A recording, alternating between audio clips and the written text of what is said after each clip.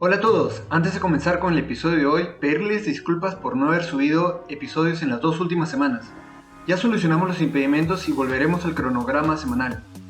Comentarles que esta semana colgaremos 2 episodios, los cuales fueron grabados el 3 de enero con nuestra primera invitada del podcast. Fue un día en el que terminamos hablando más de 2 horas y tuvimos que hacer 4 llamadas de Zoom para traerles esta entrevista. A pesar de haber sido grabadas antes de la gran mayoría de eventos importantes de enero, creemos que es súper relevante e importante escuchar a una profesional en periodismo y cómo las reflexiones y preocupaciones levantadas durante esta gran conversación fueron relevantes pocos días después de esta entrevista. Es una gran mirada reflexiva de cómo el estar atentos e informados te puede ayudar a prevenir el futuro. No los aburro más y vamos con la primera parte de esta entrevista.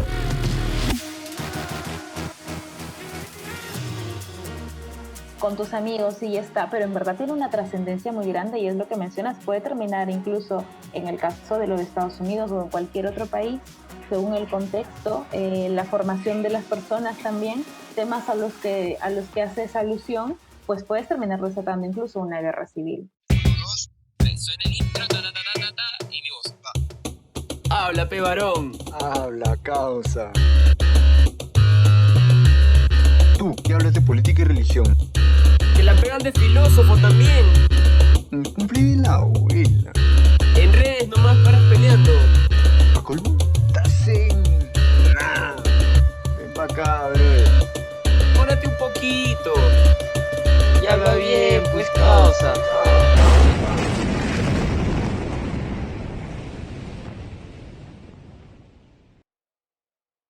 Hola, ¿qué tal? Bienvenidos a un nuevo episodio de Habla Bien, el podcast que se mete con todos desde Jerusalén hasta Cataluña. En el episodio de hoy vamos a conversar sobre fake news, noticieros tradicionales y las nuevas opciones informativas, aunque ya no son tan nuevas, que han nacido con la revolución del Internet. Hola Jairo, ¿qué tal? ¿Cómo estás? ¿Qué tal Madrid? Acá en Piura cada vez, bueno, en Latinoamérica se siente cada vez más el verano, ya nos morimos de calor para los que estamos cerca al Ecuador y me imagino que allá en España estás de frío. Y para esta vez, para este episodio, tengo el agrado de haber invitado a una gran amiga.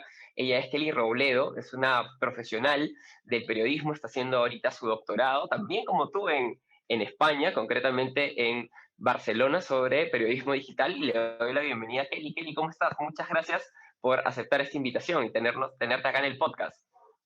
Hola, ¿qué tal Brian? ¿Qué tal Jairo? Es un gusto, en verdad, poder reunirme con ustedes, aunque sea de esta forma digital, que en verdad la pandemia lo ha cambiado todo, pero en verdad nos ha hecho regresar a esta forma de conectarnos y darle una relevancia a lo que son las redes digitales. Y nada, me da mucho gusto estar aquí con ustedes y poder intercambiar ideas sobre un tema que me interesa muchísimo, que es el periodismo digital.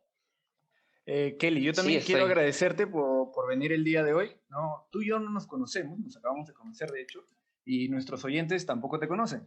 Entonces, ¿nos podrías contar un poquito de cómo Kelly es Kelly? ¿No? ¿Dónde comienza la historia de Kelly? ¿Cómo terminas decidiendo entrar en la comunicación, en el periodismo, lo que me has comentado un poco de fake news, ahora, y cómo terminas al final llegando a Barcelona justo antes de una pandemia? Bueno, como lo dijo Brian, somos buenos amigos, nos conocimos en la Universidad de Piura mientras estudiábamos la carrera de comunicación. En mi caso, al terminar mis estudios en la facultad, me quedé trabajando en la misma universidad como profesora y fui docente alrededor de 4 años.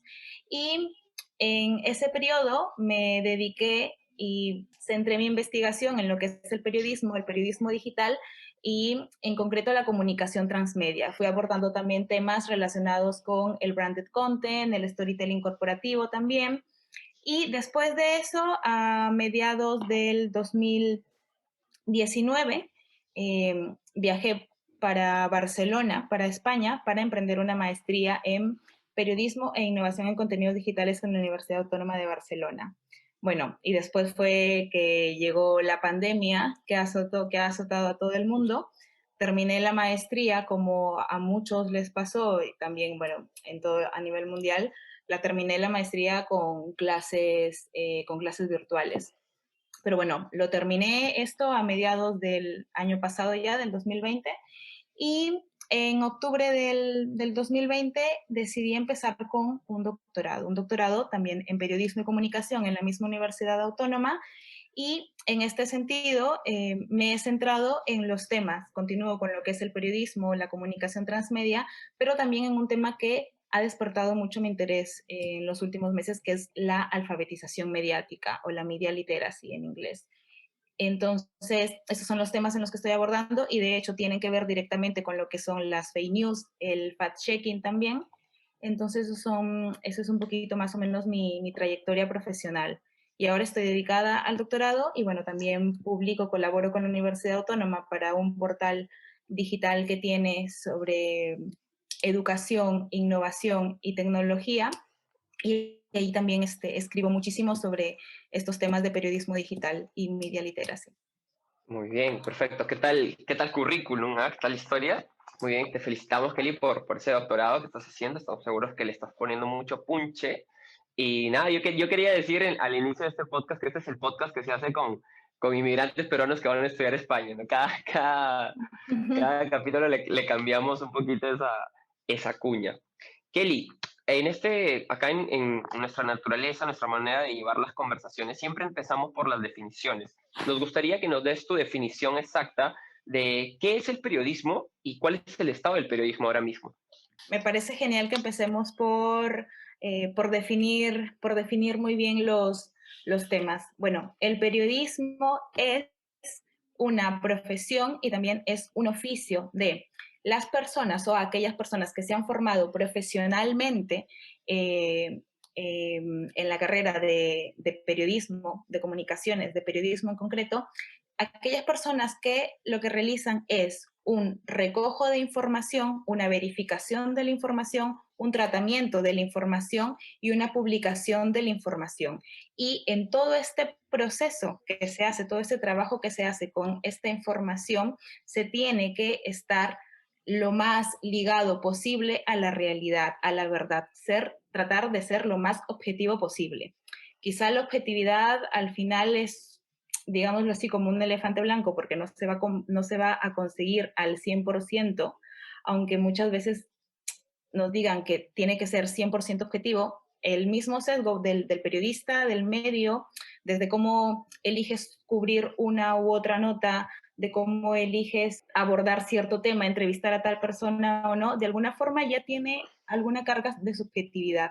Sin embargo, dentro de todo eso, el periodista, en este caso el profesional de la información, tiene que tratar de ceñirse lo más posible, lo más que pueda, a la verdad y transmitir la verdad. Entonces, el periodismo exige esto, una calidad en todo este proceso de tratamiento de la información, desde que se acerca el periodista a la información, todo el tratamiento que hace de ella, y luego también en la publicación, de cómo es que te esfuerzas tú como profesional de la información para mostrar este producto informativo, digámoslo así, a tu público. Que puede ser al final un producto muy bien hecho, muy bien trabajado, pero que si no lo presentas de manera interesante para el público, pues al final no lo va a terminar queriendo consumir. Entonces, eso, lo que quería resaltar dentro de lo que es la definición del periodismo, y que por eso digo es una profesión, pero también es un oficio, es que efectivamente se necesita una formación profesional en lo que es periodismo. Se puede hablar mucho de lo que es el periodismo ciudadano, pero aunque es muy importante involucrar a los ciudadanos, al público, en esta dinámica periodística, no el público común puede ser un periodista, no todos, solo las personas que se han formado en ello. Y también digo la parte de que es un oficio porque necesita que se ejerza.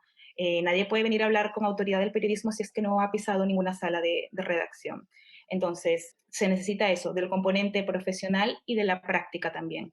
Entonces, el periodismo es eso, una profesión, un oficio ejercido por alguien que se ha formado profesionalmente en ello y que realiza un tratamiento riguroso de la información para que llegue al público. El estado actual del periodismo, que también es algo de lo que me preguntaste, Brian, y que también ha mencionado Jairo en algún momento, está marcado por la era digital ahora. la irrupción del Internet, del desarrollo de las nuevas tecnologías, ha hecho que los medios de comunicación busquen ahora cómo conectar con el público, ¿no? La famosa palabra de la que siempre escuchamos, que es el engagement, cómo lograr conectar con el público. Ahora los medios de comunicación nos interesan mucho por eso, por cómo es que logras conectar con tu público. Entonces, tenemos a nuestra disposición ahora diversas plataformas digitales, además de las plataformas tradicionales con las que ya contamos, con las cuales los medios, las cabeceras informativas pueden conectar con su público. Pero para ello, y vuelvo a lo que mencionaba antes, es muy importante la rigurosidad, la calidad. Entonces, el estado del periodismo está marcado ahora básicamente por la digitalización, pero también por una gran necesidad utilizar la diversidad de medios y plataformas que existen para hacer llegar la información al público. También es muy importante saber en qué momento utilizarlas, en qué momento hace falta utilizarlas, tal información, tal tema, según el contexto, según el público al que nos dirigimos. Eso es básicamente, estamos en la era de la digitalización, que nos importa conectar con el público, y también estamos lamentablemente en una era de la posverdad, donde importa primero dar la noticia y después verificarla. O sea, la verdad viene a quedar en un segundo plano cuando no debería ser así, cuando debería debería ser lo principal o el primer paso antes de todo. Pero esas son de alguna forma lo que está marcando ahora la actualidad del periodismo. Con ese término de la posverdad, ya encendemos los motores para entrar de lleno a esta discusión. Jairo, tenemos unos casos que queremos comentar. Por ejemplo, tú acabas de mencionar ahorita, la meta es ser objetivo, ¿no? Del periodismo. Entonces, yo pregunto si se puede ser objetivo viendo estos casos. Después de todo lo que intentaron hacer con Trump en el 2018-19, del impeachment, cuando al final Michael Barr, el juez, indica que no hay colusión, entonces por lo tanto no se le puede hacer el impeachment a Trump o cargarle cargos judiciales o penales para meterlo a juicio, etcétera, etcétera. Entonces, por ejemplo, tenemos el caso de que el editor ejecutivo del New York Times y dice, la narrativa del New York Times ya no va a ser perseguir e informar sobre la colusión que existe entre Trump y Rusia, sino ahora vamos a impulsar la narrativa de que Trump es racista, del racismo de Trump o del racismo de la administración. Y otro caso similar se ha visto ahora, que acaban de pasar las elecciones en Estados Unidos, donde, bueno, parece casi ya, o sea, según la teoría, el texto o las leyes de Estados Unidos, Biden ya está casi 100% asegurado, ya se sabrá durante este mes si es 100% asegurado y si la juramenta y toda la nota, pero ya es casi 100%. Entonces CNN ha dicho, ahora en una era post-Trump, ¿qué hacemos? ¿No? Porque Trump ha elevado mucho los ratings de todas estas medios tradicionales en Estados Unidos, como es CNN, New York Times y otras, entre otras. Entonces, porque todos estos últimos 4 años, sus noticias, todos se han caracterizado por intentar incentivar sentimientos negativos de los lectores en contra de Trump, ¿no? Entonces ahora es como que están un poco perdidos. ¿Cuál es la narrativa que vamos a seguir? Entonces están un poco deliberando. Yo, desde una persona que no ha estudiado comunicación, periodismo, desde mi parecer, yo digo, tú me dices, el objetivo del periodismo es ser objetivo. Yo digo, si tú tienes una narrativa, queremos impulsar esta historia, ¿se puede ser objetivo? O para mí, yo lo veo como que ya estás comenzando mal desde el inicio.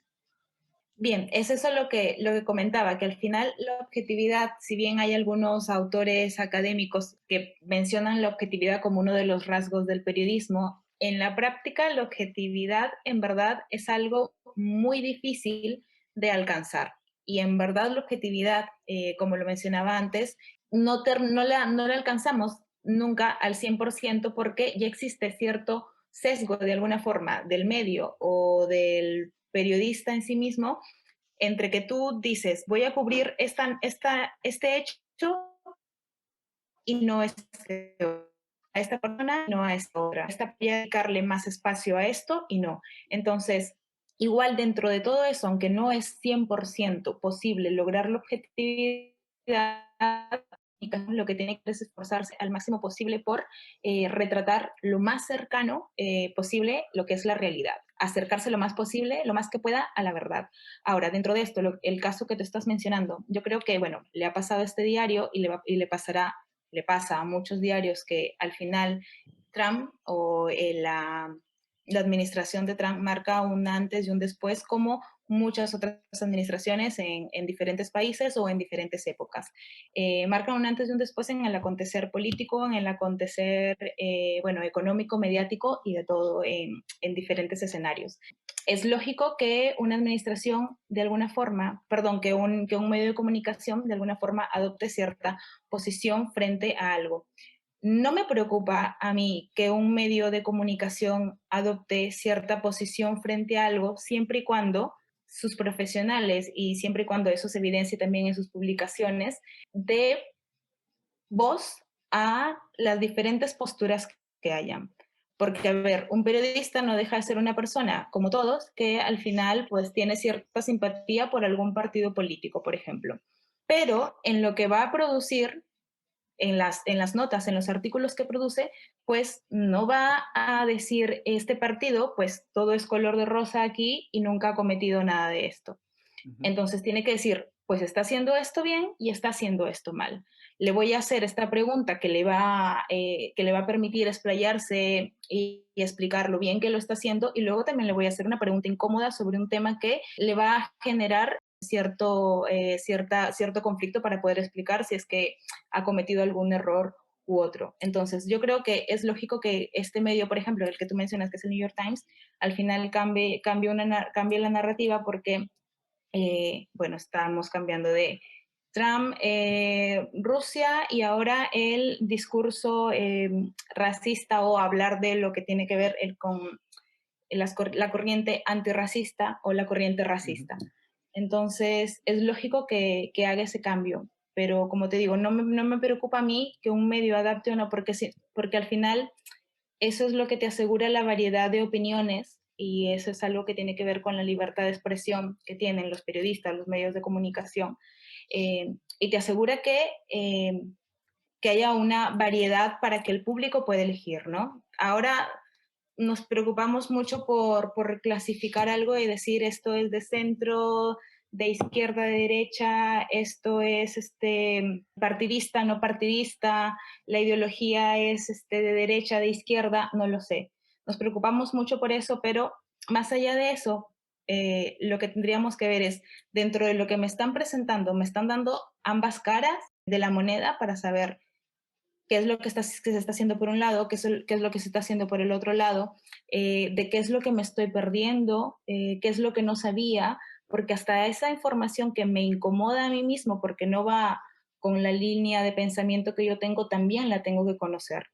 Entonces, bueno, es eso, como le pasa al New York Times, le pasará o le pasa a muchos medios, y lo lógico es que si seguía un camino, cambia otro camino, porque va a cambiar la situación y va a cambiar la macrohistoria que está cubriendo. Claro, pero, o sea, mi duda sería, no sería como, no debería, desde mi perspectiva, ser la narrativa de todo noticiero, el decir, vamos a buscar la verdad hacia secas, no vamos a intentar informar sobre que Trump es racista, o que Trump no es racista, o que Trump es lo mejor, o que Trump es lo peor, o que Biden es lo mejor, o que Biden es lo peor. O sea, no debería ser, vamos a intentar informar sobre la verdad y no sobre algo específico.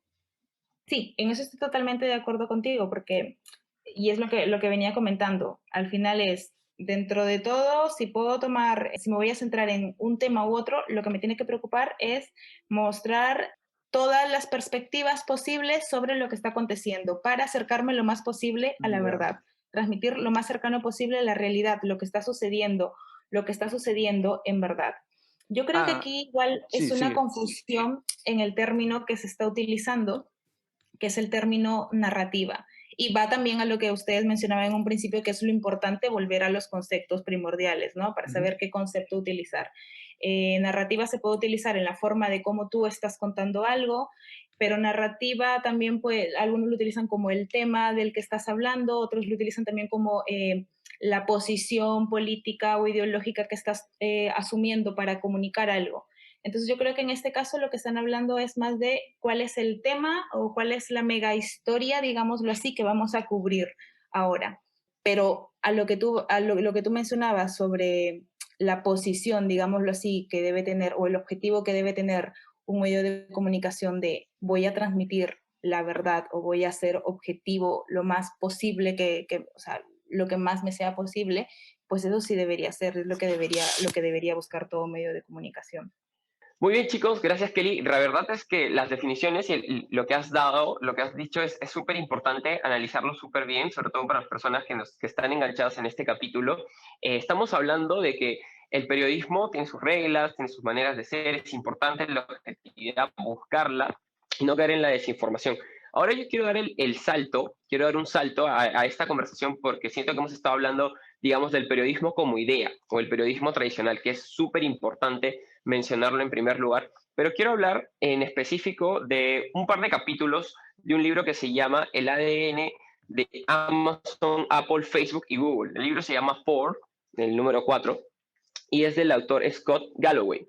Para más información vamos a dejar todas las citas y mucho más datos exactos de este libro en el blog, que puedes encontrar el link en nuestro perfil de Instagram. Estamos en Instagram como hablabienp.podcast y ahí siempre va a estar el link a nuestro blog para que consultes y compruebes todos los datos que estamos mencionando, ¿ok? Yo quiero resumir y centrar la cuestión de este libro, como les decía. Lo que hace el autor es analizar a las grandes compañías tecnológicas que dominan prácticamente nuestra vida. Este es un libro, una publicación del año 2016 y el autor menciona Facebook, Google, Amazon y Apple. Vamos a centrarnos en Facebook y en Google. ¿Qué pasó? Que para la gente que de verdad no tiene ninguna idea, el negocio tradicional, porque el periodismo, además de un oficio y de una profesión, también es un negocio. Cuando vivíamos en el mundo completamente análogo, el mundo impreso, el periodismo sacaba su ganancia económica pues del tiraje, pero en mayor medida de la publicidad, ¿no? Los periódicos vendían anuncios de página completa, media página, clasificados, etcétera. Entonces, era ahí donde rentabilizaban. ¿Qué pasó cuando llega el Internet y pues las empresas empiezan a migrar, se empieza esta digitalización allá por los 90, empiezan a crearse www.elcomercio.com, www.elnewyorktimes.com y se empieza a rebotar el contenido, ¿no? Lo que estaba escrito en el papel también lo podías leer en la página web.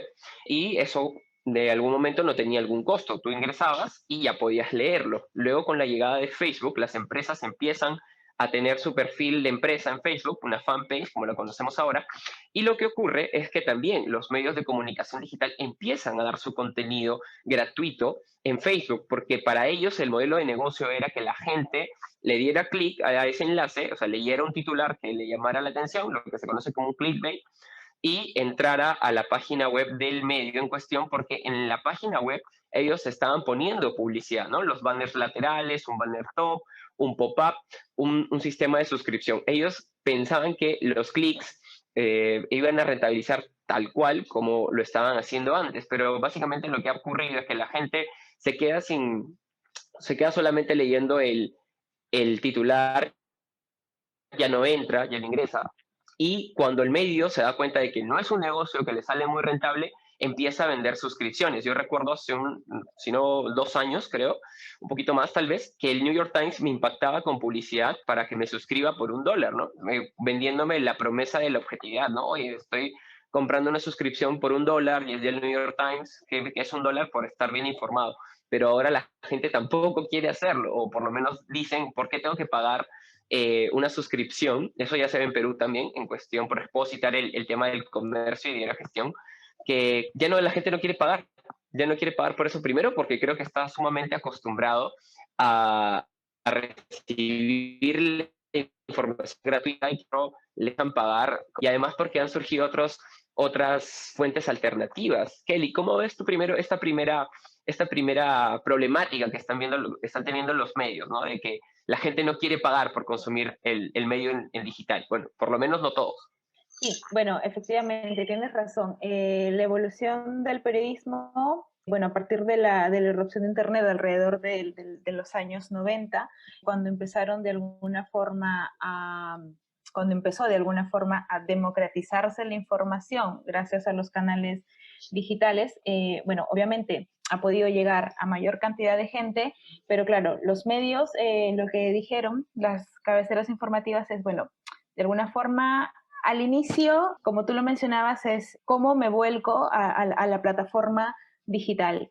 Y al inicio era simplemente un copy-paste de lo que tenía en la versión, en la versión impresa, perdón, a la versión digital, lo volcaba tal cual. Luego ya se han ido implementando ciertos desarrollos según cómo se ha ido desarrollando también la web, ¿no? Según la web 1.0, pues simplemente bastaba con tener presencia digital y nada más. Y los medios no invertían para nada en cómo gestionar su presencia en lo digital. Después la web 2.0, pues sí, ya colocar algunas ciertas modificaciones del contenido, agregar imágenes y otras cuestiones y brindar un poquito más de interactividad, digámoslo así, o oportunidades de interacción para el público. Y luego ya con la web 3.0, pues ya es esto de también hacer un periodismo más colaborativo, o sea, se ha virado ya hacia prácticas más participativas, más colaborativas, más interactivas. Pero claro, dentro de todo esto ya surge el problema de ya no solo basta estar en Internet, cuando antes simplemente era, bueno, sí, creo una página y ya está, tengo mi perfil de Facebook y según las redes sociales que vayan tomando importancia, pues tengo presencia también en ellas, pero ahora no solo basta con ello, es cómo lo gestiono, cómo gestiono mi contenido allí y cómo gestiono mi marca también, porque es cierto lo que menciona Brian, porque al final es una empresa, es un negocio efectivamente y es una empresa y obviamente debe tener ingresos para también poder mantener sus procesos. Entonces, claro, eso es algo en lo que es una cuestión que también mencionaba yo en un principio, que ahora el periodismo, lo que lo marca el periodismo era la digitalización, pero claro, eso está ligado directamente a cuál es mi modelo de negocio en medio de un escenario digital. Eso todavía causa mucha incertidumbre y muchos problemas para los medios. Y muchos han empezado a, lo que decía Brian, a cobrar por suscripción. Y claro, lo importante aquí es qué le ofreces de diferencia, cuál es tu propuesta de valor, al final como todo producto, ¿no? ¿Cuál es tu propuesta de valor? ¿Qué es lo que le estás ofreciendo de distinto? ¿O qué es lo que te hace diferente a los otros medios para que en verdad el público quiera apostar por pagarte, quiere invertir en pagarte, en pagar por una suscripción, cuando hay muchos otros medios en Internet que son gratuitos, son de acceso gratuito. Me sorprendía muchísimo hace poco en una investigación que hice, que está relacionada con los medios digitales a nivel mundial con mayor cantidad de suscriptores en el mundo. Porque claro, uno en principio puede decir, sí, la gente no paga y todo esto, pero cuando empiezas a ver, hay mucha gente que paga suscripciones que pasan los 40, 50 dólares al mes. Y hay gente que está pagando. Y hay unos nombres de diarios muy conocidos como el New York Times, el The Boston Globe, el Wall Street Journal, pero luego también hay otros diarios que quizá no los conocemos por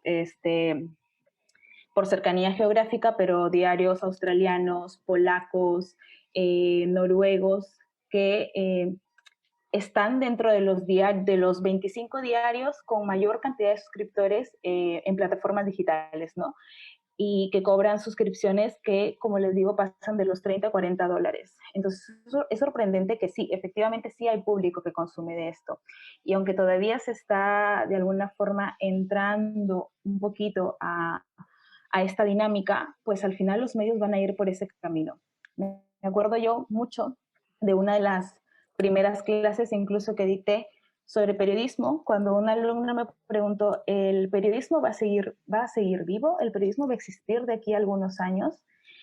Y créanme que en ese momento igual a mí me sorprendió la pregunta y me dejó un poco desencajada, no supe quizá cómo responder, pero es que claro, antes ¿por qué? ¿Por qué no respondí pronto? Porque lo asocié directamente con el diario impreso. Pero es que, claro, yo no puedo decirte si el diario, si la versión impresa, si el papel va a continuar de aquí a unos años. Pero lo que sí podemos decir es que el periodismo va a seguir. ¿Por qué? Porque en verdad la gente sí evidencia que necesita estar informada, necesita información de calidad. Entonces, la apuesta por dónde debería ir justamente en medio de este panorama de incertidumbre, en medio de un panorama globalizado y digitalizado, pues la apuesta debería ser justamente por la calidad en la información. La gente va a apostar por contenidos. Es lo que mencionaba Brian también sobre la campaña del New York Times, y luego, no recuerdo otro diario, creo que fue el The Guardian también, empezaron con una gran campaña de branded content para resaltar justamente de nosotros somos de alguna forma expertos en esto, somos expertos en la verdad, digámoslo así. Te ofrecemos contenido de calidad y vale la pena para consumir contenido de calidad que tú pagues para que tú accedas a este tipo de contenido. No estoy diciendo que el modelo digital o el modelo de negocio de los diarios, de los periódicos digitales, sea algo totalmente seguro, pero lo que sí hay es que sí hay muchos casos de éxito con diarios que tienen gran cantidad de suscriptores, que pagan tasas altas de suscripción al mes, y que no necesariamente son diarios que quizás son demasiado interactivos con las páginas mayor, que se nota que ha invertido mucho en redes, pero sí la gente está optando por ellos, y tiene que ser por la calidad del contenido que están ofreciendo. Entonces ahora, si es algo de una Claro, forma claro que sí. incierto, hay que apostar por la calidad. Claro, es interesante lo que dices, Kelly, porque es verdad. Yo quería llegar a ese punto de que mucha gente se queda siempre en su percepción. O sea, no, nadie paga por eso. O es como, hay gente que sigue pensando, ¿para qué voy a tener Netflix si lo puedo buscar en Cuevana? Pero creo que nuestra generación, gente que se acerca de los 30 años, ya damos el paso, ¿no? O sea, oye, quiero ver una película en buena calidad. O sea, si no me molesta pagar 10, $15. Sí, por ejemplo, ¿no? No sé, Jairo, ¿tú cómo la ves? ¿Qué suscripciones pagamos? ¿No? Habría que preguntarnos qué es lo que nosotros estamos pagando digitalmente para darnos cuenta que sí se puede pagar algo. Tú, Jairo, ¿qué suscripciones tienes, por ejemplo? Yo en verdad tengo muy pocas. Yo lo único que tengo es el Prime, ¿no? El Amazon Prime, y eso es todo lo que tengo. Pero justamente, o sea, Bueno, ya estás pagando, ¿no? no, claro, pero a lo que me refiero en términos de información, en términos de noticieros o medios de comunicación, no. Pero hay algo bien curioso que has mencionado, Kelly, y justamente quería preguntarte. Has mencionado varias veces sobre la calidad, que va a depender mucho de la calidad que entreguen estos medios de comunicación, que, bueno, por los últimos años han tenido que transformarse para no quedar en el olvido. Por ejemplo, la definición de calidad en este caso sería alcanzar el requisito o alcanzar el estándar, cumplir el estándar. Entonces, con respecto a esa definición de calidad, ¿cuál sería tu opinión desde el nacimiento, como tú has dicho, de los 90, del Internet y la revolución de las redes sociales, pues ya va más de una década, no más o menos desde el 2008 que comienza Facebook y de verdad cambia el mundo? Entonces, ¿cuál sería tu calificación de que si la calidad ha mejorado o ha empeorado en los últimos años de los medios de comunicación tradicionales? O sea, si ponemos, o corrígeme si estoy mal, si ponemos como que el estándar, el requisito que tiene que alcanzar un medio de comunicación es, como tú has dicho, ¿no? Recoger la información, tratar la información y publicar la información de una forma interesante para que las personas pues quieran consumirla, quieran leer las noticias. Entonces, y que todo esto lo hagan con la mayor calidad, o sea, con la mayor objetividad posible. Si definimos todo esto como el estándar, como la calidad, ¿tú cómo ves el progreso? ¿Está mejorando la calidad de los medios tradicionales, empeorando? ¿O cómo resumirías esta historia? Bien, muy interesante tu pregunta, porque no podríamos establecer un término de manera general de decir los medios tradicionales están yendo por este camino o están yendo por este otro. Ha habido toda una revolución gracias a las tecnologías que ha hecho que los medios, como decía antes, número uno es quiero tener presencia aquí y me basta con eso. Luego es cómo para mantener mi presencia rentable, cómo hago si es que en el papel no me está yendo bien y al final me voy a quedar quizás solo con lo digital. Entonces, hay algunos medios que, gracias a también las tecnologías, que no es simplemente la tecnología viéndola como como la plataforma en la que puedo difundir la información, sino gracias a que las tecnologías también me ayudan en mi proceso de el recojo de información, el tratamiento de la información, la verificación de la información y la producción ya de lo que se va a publicar. Hay muchos medios que han sabido sacarle provecho a esto para al final tener producciones de calidad en cuanto a contenido y en cuanto a forma también. Entonces, hay muchos, bueno, medios tradicionales que estaban antes en papel o, bueno, hablando también de cadenas televisivas, de cadenas o de la radiodifusión, ¿no? O medios nativos digitales también. Hay algunos que han sabido mantener su calidad o incluso mejorar la calidad en cuanto al proceso y a los productos que están ofreciendo, y hay algunos que sí han terminado cayendo, pues, a los medios cerrando. Yo creo que igual dentro de todo esto, si haríamos un balance general, podríamos decir que los medios de comunicación efectivamente se han volcado a Internet, pero hay muchos que todavía están un poco perdidos por allí y no saben cuál es el propósito que tienen estando en estas plataformas digitales. La calidad del periodismo, la apuesta debería ser por mantener o ir hacia alcanzar ciertos estándares de calidad, pero no todos lo están logrando, efectivamente.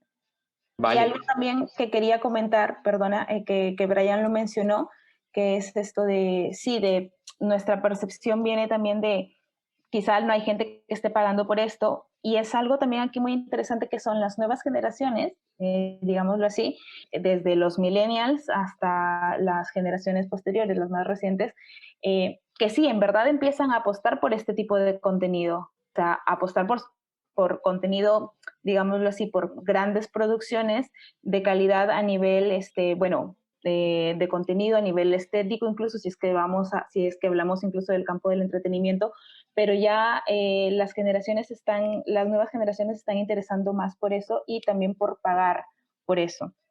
Quizás para nosotros, quería decir que quizás para nosotros es muy chistoso porque hemos crecido con un internet donde te descargabas todo gratis de Lares, de estos buscadores antiguos, y es como que hay gente que sigue, no, yo qué voy a pagar, no. Pero los chicos o las nuevas generaciones sí, ya crecen con ese modelo, entienden que es normal pagar y que está bien, que es lo correcto. Uh-huh. Al final es eso, es el trabajo, no es darle el valor al trabajo. Cuando algo es de calidad y lo merece, pues al final uno tiene el criterio de decir, ¿lo pago o no lo pago, no? Perfecto.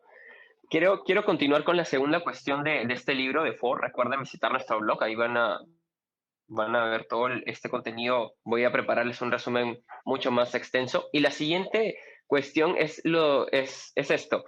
Facebook y Google están amparados bajo la Ley 230, popularmente conocida como la Ley 230, que les permite de alguna manera decir que ellos no son medios de comunicación. O sea, a Facebook no le interesa ser un medio de comunicación o que se le reconozca como medio de comunicación. ¿Por qué? Porque si fueran eso, tendrían que verificar mucha de la información que se comparte. El negocio de Facebook es la publicidad, no es la verdad.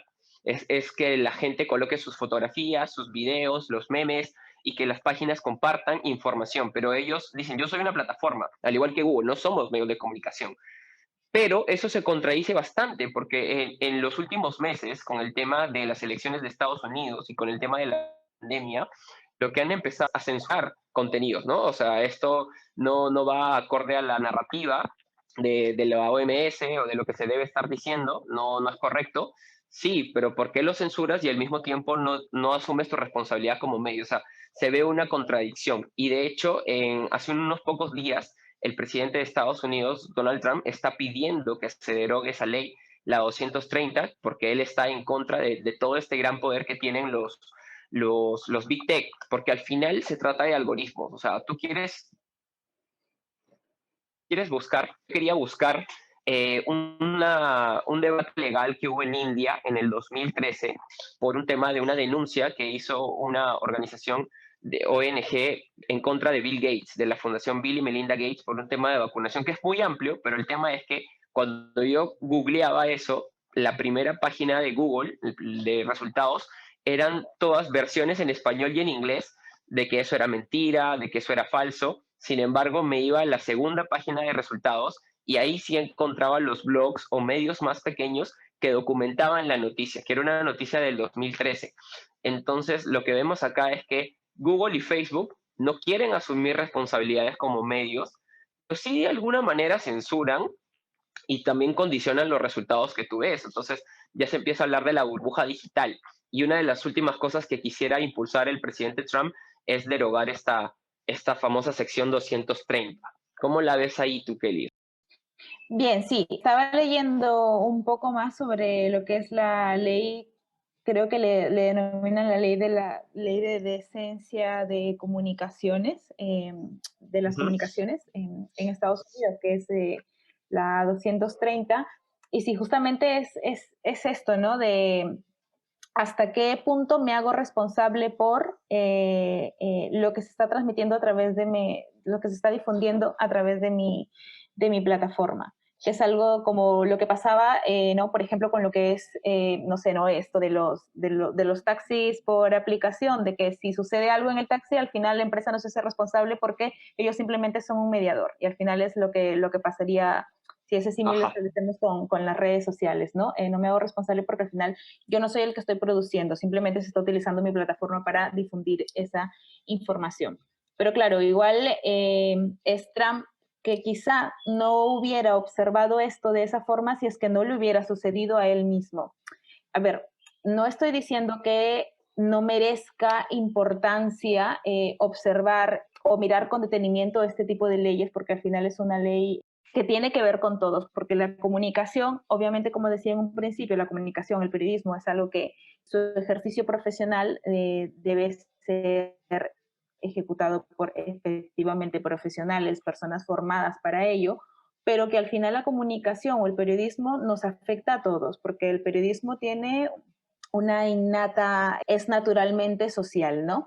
Entonces, nos afecta a todos y es importante mirar, observar con detenimiento, siendo también críticos, este tipo de leyes. Pero quizá Trump no lo hubiera observado de esta forma, ni hubiera sido tan crítico con esto si es que no le hubiera pasado algo a él. Entonces, yo creo que en este punto, igual eso es lo que está pasando solo en Estados Unidos. Por ejemplo, aquí en España, no sé si Jairo igual ha escuchado, que hay un proyecto, bueno, perdón, que está la nueva ley que han sacado es para centrarse en concreto en lo que es la verdad, ¿no? O en verificar que en verdad los medios estén trabajando con la verdad. Y así hay muchas otras iniciativas gubernamentales, bueno, de corte gubernamental o no, diferentes iniciativas internacionales que están yendo por este lado. Entonces, aquí lo importante es, creo yo, que se deberían establecer lineamientos generales para saber distinguir, número uno, qué es, qué es un contenido verdadero y qué no, qué es lo que hace falta para en verdad darnos cuenta, para que el público en verdad se dé cuenta qué es lo verdadero y qué es no. Y en esta línea es muy importante el fact-checking, ¿no? Este contraste de información. Y hay muchos medios informativos especializados en realizar el fact-checking. Eso debe ser iniciativa, bueno, no solo deben ser iniciativas de ciertos medios que se especialicen en ellos, sino que debe ser algo innato para todos los medios de comunicación. Transmitir información, como mencionaba antes, porque parte del periodismo, del proceso del periodismo es justamente el tratamiento de la información, la verificación de la información. Entonces, el fact-checking o las iniciativas de fact-checking es algo muy importante. Luego es saber cómo es que se están utilizando las tecnologías, ¿no? Ahora mucho también se está utilizando lo que es la inteligencia artificial para, bueno, la Big Data, la inteligencia artificial para recoger información, para procesar información de los usuarios, y es algo que también mencionaba Brian, ¿no? Con los algoritmos y hasta qué punto también tienen información nuestra y cómo van construyendo un perfil de cada uno de los usuarios para ofrecerle, lo que mencionaba también Brian, información en relación a tus preferencias que deriva en lo que es la burbuja informativa, ¿no? Que al final tú terminas consumiendo información que es solo de acuerdo a tus preferencias, pero terminas envuelto en una burbuja en la que no conoces qué es lo que se está diciendo en otro lado, qué es lo que están conversando otras personas. A pesar de que no vayan con mi misma línea ideológica, me interesa o me interesaría, debería también yo conocer lo que están diciendo otros, pero Claro. cómo se están recogiendo mis datos, mis preferencias, y si hay todo un perfil armado sobre mí, pues solamente voy a terminar recibiendo información y alimentando Claro, siempre es mis intereses. el sesgo de confirmación. El sesgo de Exacto. confirmación. Yo no sé si sabían, pero en YouTube la inteligencia artificial ya te prohíbe, y eso hace poco también ha salido un comunicado. En YouTube están prohibiendo mencionar literalmente el nombre Donald Trump o Joe Biden o la palabra vacunas o la palabra elecciones, o sea, porque no puedes dar un mensaje contrario a la narrativa oficial. O sea, la narrativa oficial apunta a que Joe Biden es el presidente electo, lo vamos a saber en pocos días, ya con en el Congreso, cuando se abran los resultados del Congreso electoral, pero durante semanas muchos youtubers que sí, que son de una posición pro-Trump, se han visto en cuestiones que quizás uno los ve sus videos y te puedes morir de risa porque tienen que ponerle apodos a la gente, o sea, tienen que ponerle a Donald Trump un apodo, un sobrenombre igual a todos los personajes porque no le puedes mencionar eso.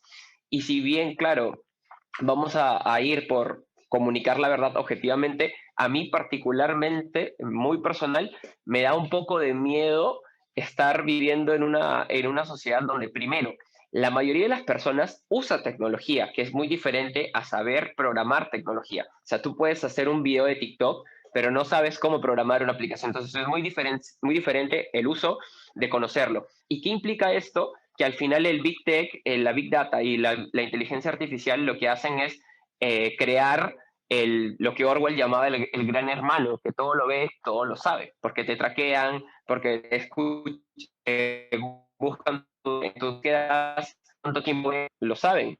A mí, por ejemplo, y no sé cómo evidenciarlo, quizás en el blog lo puedo hacer, yo no sé por qué a mí no me carga una página de un youtuber que fue expulsado de YouTube, valga la redundancia, lo expulsaron de YouTube, le han cerrado muchos canales y él dijo, ¿saben qué? Me harté, voy a abrir mi propia página, se llama nosmintieron.tv y yo no puedo ingresar desde mi celular ni desde cualquier ordenador que tenga fácil, yo utilizo el sistema de Google y pues ya me tienen guardado por todos lados, pero lo interesante es que agarro un celular X de algún amigo que no sabe nada de estos temas y a él sí le entra. Entonces, a mí, yo prefiero pensar mal, ser como el que lo exagera un poco para estar un poquito más alerta sobre eso. Porque si yo, como usuario de Internet, que medianamente o básicamente entiendo sobre algoritmos, entiendo sobre programación, además soy comunicador, puedo ver una amenaza, las otras personas que son de otras profesiones o que no les interesa este tema, no lo ven y ellos van a entender que es la verdad. Por eso luego queríamos hablar un poquito más adelante sobre el tema de las fake news. Es que es muy potente este tema y este podcast lo hemos pensado para que sea así, para debatirlo. Porque cuando un medio tradicional dice una cosa, vemos a youtubers en habla hispana y en inglés también que están siguiendo el proceso electoral dicen, oye, pero esto es mentira. O sea, hay gente que se pone en una transmisión en vivo, en Twitch, en YouTube, a hablar sobre noticias y se crea otra narrativa. O sea, la narrativa es que algunos piensan que Joe Biden ya ganó y la otra narrativa es que, ¿sabes qué? El 6 de enero va a haber una gran revuelta en Washington, D.C. porque se va a desmontar las pruebas, ¿no? O sea, los abogados de Trump tienen canales en YouTube. Parece ser que ha habido un fraude masivo, que esperan probarlo. Hay juicios en las cortes. ¿Y por qué eso no sale en CNN? ¿Por qué eso no sale en New York Times? Entonces, es realmente apasionante esta discusión. Yo quería llegar a este punto, Kelly, porque como colegas, y bueno, tú ejerces el periodismo, yo lo he estudiado, no lo he ejercido, me parece demasiado interesante que hayan pruebas legales, cartas, pues, notificaciones juradas, videos, y haya juicios en las cortes de Georgia, de Pensilvania, de Texas, de Arizona, y eso no se entera la gente. Y mucho menos te vas a enterar si no tienes ni siquiera un mínimo de interés, porque si los mismos ciudadanos norteamericanos no se enteran, ¿qué vas tú en Latinoamérica de eso? Y es interesantísimo. ¿Qué va a pasar? No lo sé, pero hay dos relatos que se van a chocar y que eso podría ser, en el caso de Estados Unidos, hasta incluso un choque armado, porque la gente allá en Estados Unidos puede tener armas. El presidente Donald Trump ha llamado a una marcha el 6 de enero en unos días para que la gente vaya a apoyarlo y la gente va armada. Y eso puede terminar en una lucha, al final por la información, por los que creen en un relato y los que creen en otro relato. Interesantísimo. En verdad sí, y es muy interesante lo que mencionas, porque a veces parece una simple conversación de café o una conversación en la que estás tranquilamente con tus amigos y ya está, pero en verdad tiene una trascendencia muy grande y es lo que mencionas, puede terminar incluso en el caso de lo de Estados Unidos o en cualquier otro país, según el contexto, la formación de las personas también, temas a los que haces alusión, pues puedes terminar desatando incluso una guerra civil. Entonces sí, es muy importante eso y justamente de lo que mencionas, ¿no? Y eso es algo de lo que yo siempre termino hablando, que es justamente qué tan preparada están las personas, qué tan preparada está la población para recibir este tipo de información, cómo asume esta información, cuánta credibilidad le da o no a esta información y cómo actúa frente a esta información.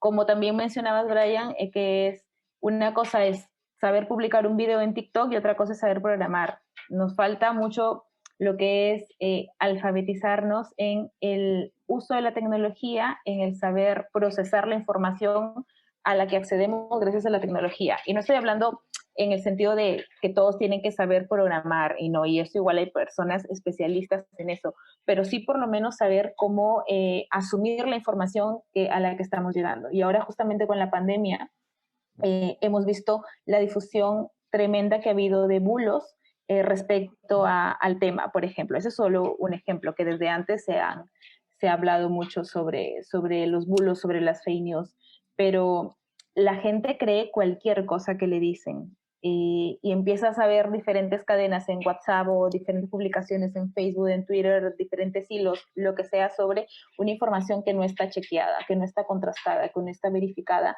pero que se está difundiendo ampliamente. Entonces es muy importante, número uno, que poco a poco se vayan acortando esas brechas digitales que son económicas, geográficas, demográficas, y que luego también, una vez que no solo accedas a la tecnología, sino también tengas esas competencias digitales, esas competencias informacionales, para poder tratar adecuadamente la información y saber entenderla adecuadamente, procesarla.